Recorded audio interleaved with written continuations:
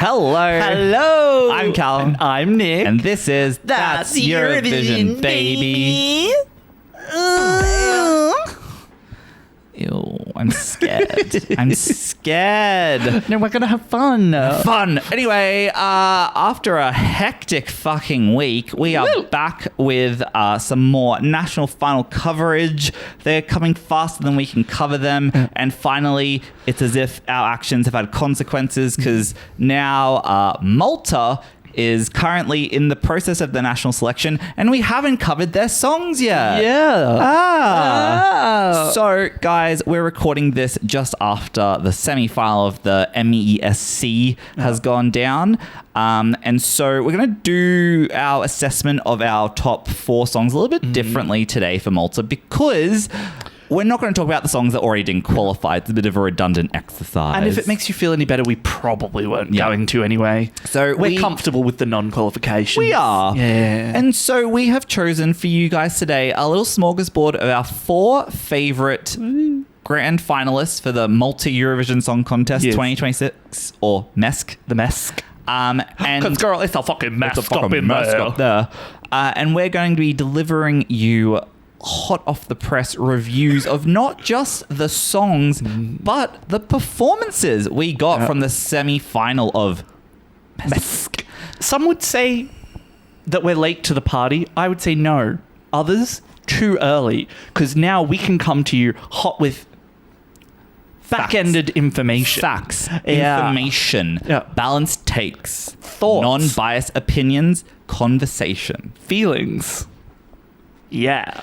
So, Nick, give me your overall thoughts on the broad lineup of MESC this year before we jump into our top 4.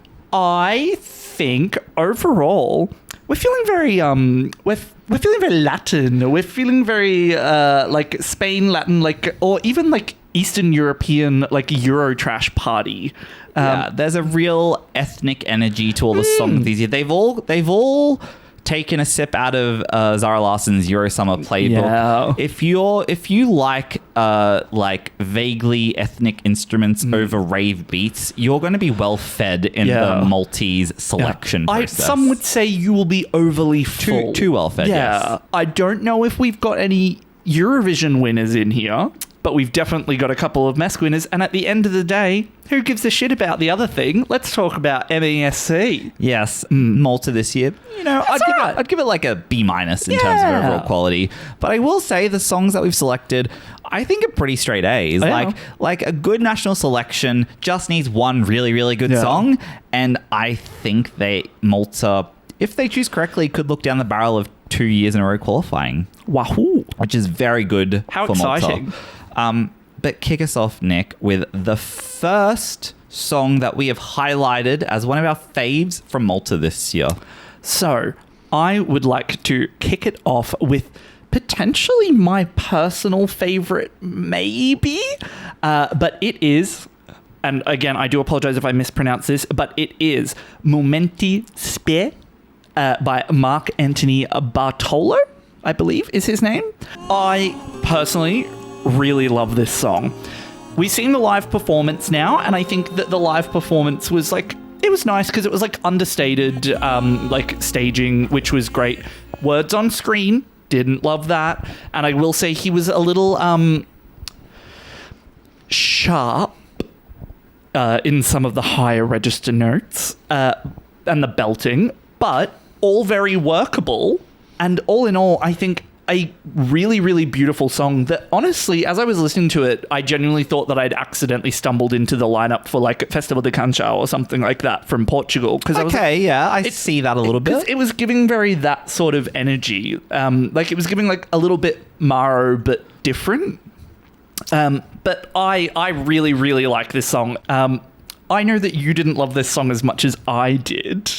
This song is in this top 4 purely off of Nick's enjoyment of the song. I'm just going to say that. I would not have picked it. It's so beautiful. It sounds really nice. It's a really lush soundscape, and the recorded version is quite beautiful, but this song fell out of my ranking when I watched the national final performance. He's doing his best. I think part of my critical analysis of this is I don't think I'm in a position to be like, oh, like if they change these things for Eurovision, then because I'm like, well, we don't. If we don't care about that this year, and we only care about what you're bringing to the stage, so I need to judge it by if this is as far as you can take it. Then this is what I have to judge the song on. And I heard a song with find the note. The choice of the double denim for a song like I feel like he could have worn something a lot cooler. Canadian tuxedo. The text on screen like.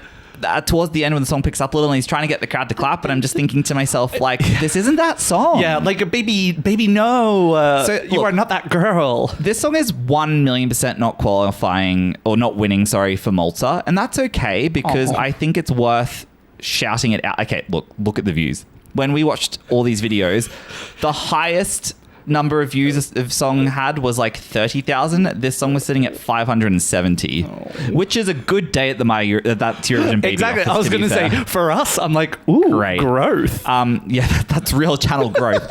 But I think my big criticism with this song was that the stage package really let the recorded version of the song down. Yeah. I think he should have played into lush textures. He should have played into sort of more kind of artistry in his costuming and visual design. But if this song were to represent Malta at Eurovision and it went through a massive glow up, and obviously with Eurovision sound quality, like I could see a 13th place in the semi-final. But I think that's the beauty. That's the beauty of the baby. Yes, thank you. That I like that we get to use our platform to shit on each other. Completely derailed my point. Back on track. My point essentially was that what I really appreciate about what we're doing covering these national finals is it's like I want us to be super biased and I want us to highlight songs that no one's really talking about, but we really just like and want to champion, because if you connect with this song, let me know. Talk to Nick, please. We actually had we really slack at the comments at the moment, but we've been getting some lovely comments in some of our other national final videos saying. I don't know why I looked over here like we had the comments open over here or something. I was like, yeah. Just checking the live feeds, guys. and literally, I wish I could tilt the camera. That shows that there is just a lamp unplugged with no lampshade over it. A laptop closed. Pick it up and show it on camera. No, pick up the lamp and show what he just looked at. This is our live feed right now. That is what he was looking at. This is our comment. This is like in Harry Potter when he had to interact with Dobby and it was just the thing on the stick. Or it's like the dragon and it's just like I really, can you, in post, can you make it light up once we both touched it? Okay, move on. No. Next song. We love the community and like let's shout out the little guys. But now I'm going to take you from. And now he said, let's shout out the little guys. He said, and now I'm going to talk to you about a real song. No, I'm going to take you from the little guy to the big guy in the sky. The big guy in the sky, because we're talking about Matt Black with his song. I'd forgotten. Lenti Menti Spenti. Yeah. Ejja, Lejja, Hawn. The flute. Das Flute. Why didn't I just say the flute? Well, it's not a translation. No. It's brackets. It's a subtitle. Yeah, it's Feet Timberland. It's Feet Timberland. And the flute. Some would say this song needed Timberland on it. It didn't. Okay, look. Matt Black, from what we've gathered, has a bit of lore in the Maltese song contest culture, and I'm sort of obsessed with... Matt Black gives always a bridesmaid, never a bride, but always showing up. It's giving 27 dresses Katherine Heigl. Sure. He's the Katherine Heigl of Malta, and I've always said that. He's the Katherine Heigl of drag. But, okay, let's start off with the obvious.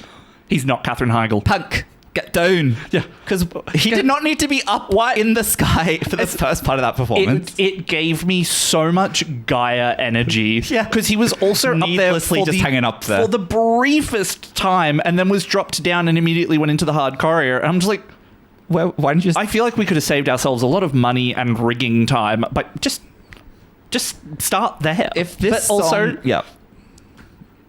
This song is the epitome. Yeah. This song is the epitome of the word "idgeball" or the phrase "idgeball," because the whole time he was performing, it was like he was trying not to laugh, And I need you guys to know, I see you and I love that.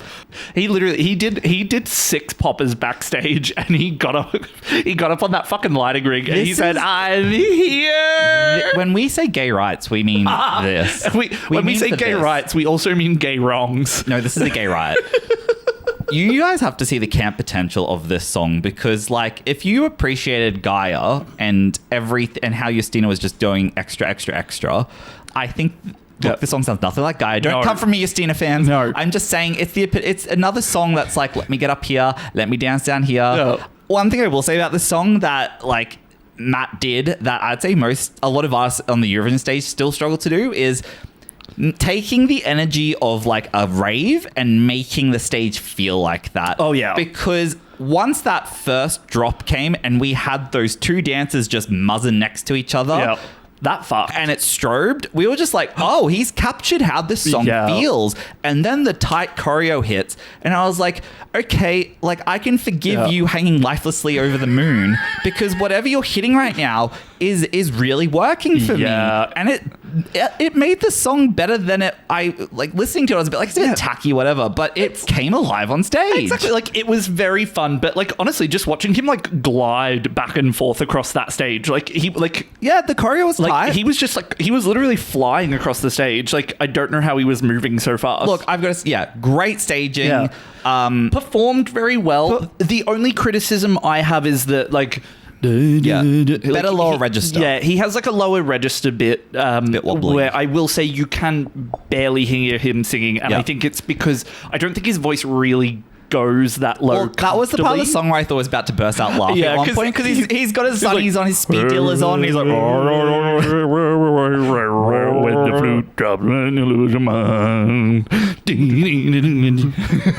The little NSFW moment, which I guarantee you, if this was representing at Eurovision, would not be allowed. I think it'll be if Erica fine. Vickman can't show ass, he can't fake wank a man. Anyway, closing thoughts are, I think this song is a great party song, and it did what I wanted, which was it brought the party to the stage. This is the ask we say of artists all the time. If you're going to do a party song, bring the party to the stage. You did it, Matt. Because I need to not see you telling me to party and then flopping around up there like a wet fish. And I do think the next song I'm going to talk about is guilty of that. So, our next song is... Why are you looking at me like that? Why don't you just let a girl breathe?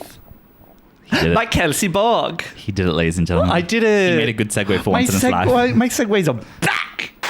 Thank you so much. Oh, I'm kind of disappointed that the button didn't get stuck on again. That was true highlight of the channel. Let a Girl Breathe. Yep. Kelsie Borg.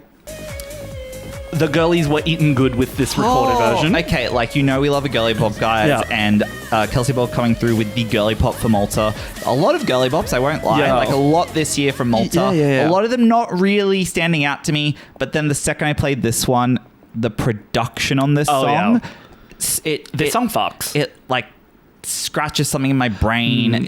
It's really well produced, this song, and I think that we need to see that production replicated in the staging, because I'm sorry, Kelsie, that staging was not it. Why? So I think I remember you very clearly saying, this is not a chiffon song.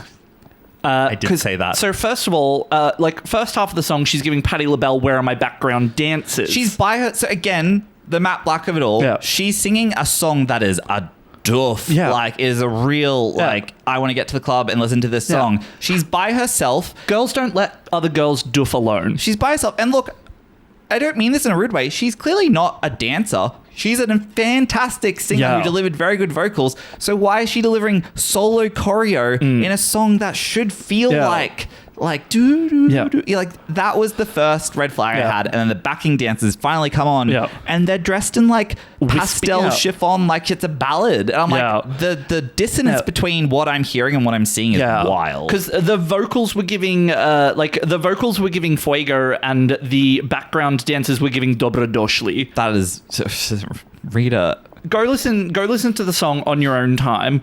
There's like a bit in like the pre-chorus or the chorus. I don't know. But like she basically, like, her voice fades down. It's like,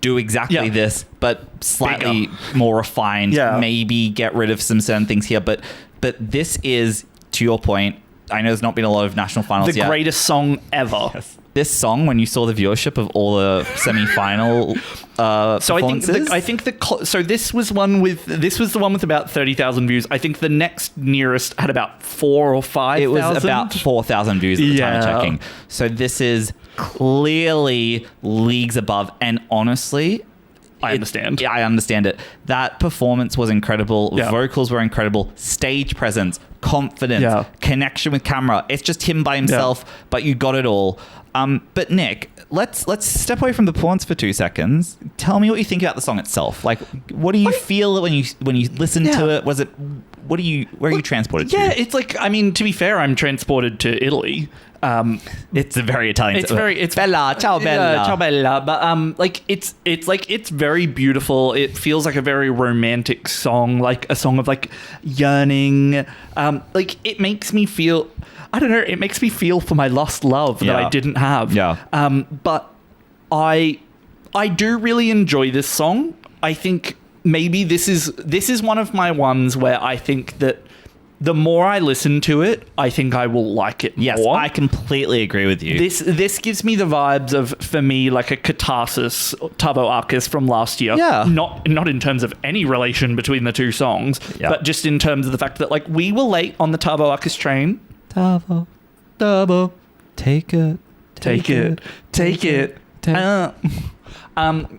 But yeah, it feels like we were quite late on that train, and I feel like honestly we're probably even though I'm fully aware of it, I'm like, nah, I'm gonna be late on this train too. No, own it now. Yeah, like I think that this is one for the books. Yeah, I completely agree with you. So my reference point immediately was like, it was giving sort of. Stylistically, it felt Harry Styles. Sonically, it felt a bit like Lucio Corsi from Italy. Malta heavily influenced by Italian culture, by the way. Yeah. So, like, not surprising that there's Italian influence in the song. I'm telling you, 10 fucking minutes and this song's going to be played on a gondola in Venice. The polish and refinement is on a league of its own. And honestly, I could see this song drumming up a huge fan base, giving Malta another qualifier, and potentially giving Malta.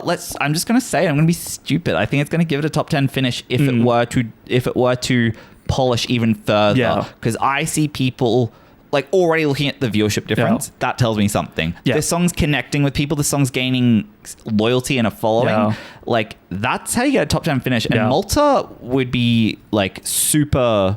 It's in need of like not just a qualify, but a good finish. Yeah, like I completely agree. I think that this is a song that I can see people will get behind this and they will die on the hill for this song. Yeah.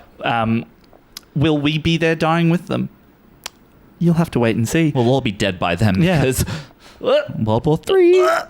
But that kind of wraps us up for today's little chat. Amuse-bouche of Maltese delicacy. My amusing bouche around Malta.